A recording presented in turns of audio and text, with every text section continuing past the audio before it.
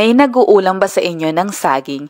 Ito ay napakasimpleng ulam lang, murang-mura ang mga ingredients. Itong saging na saba ay hiniwa ko ng pabilog. Pwede naman kahit anong shape ang gusto ninyo at iset aside muna. Tapos meron akong isang malaking upo dito. Hinati ko lang ito sa dalawa. Binalatan ko ito, tinanggalan ng buto at hiniwa into bite size. Meron din akong pechay dito, hinugasan ko ito at pinaghiwalay ang stalk at ang pinakadahon. Sa isang kasirola, naglagay ako dito ng sapat na tubig tapos inilagay ko dito ang pinatuyong maliliit na hipon. Tinakpan ko ito hanggang sa kumulo. At pagkakulo, inilagay ko na dito ang upo. Pati itong stalk ng pechay, tinimplahan ko ng patis, shrimp cube, tapos imekos-mekos lang yan, at takpan ulit pakuluan.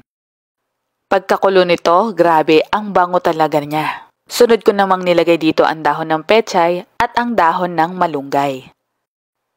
Ganito lang kasimple ang mga gulay na ginamit dito and take note ang mga gulay nito ang ilan sa pinakamura sa palengke.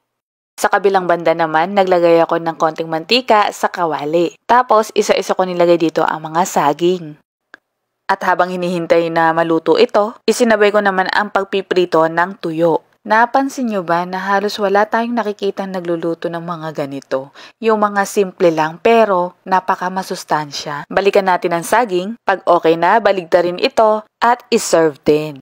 Ang simple lang nito kung iisipin pero ang sustansya nito, lasang-lasa pa yung hipon at amoy na amoy talaga. Yung pinsan ko na nasa second floor, ang bango daw ng niluluto ko. Naisip kong lutuin to kasi ang sarap pa rin talagang humigop ng sabaw na walang mantika. Yung simple lang, madali lang yung mga ingredients, mura lang, at purong gulay.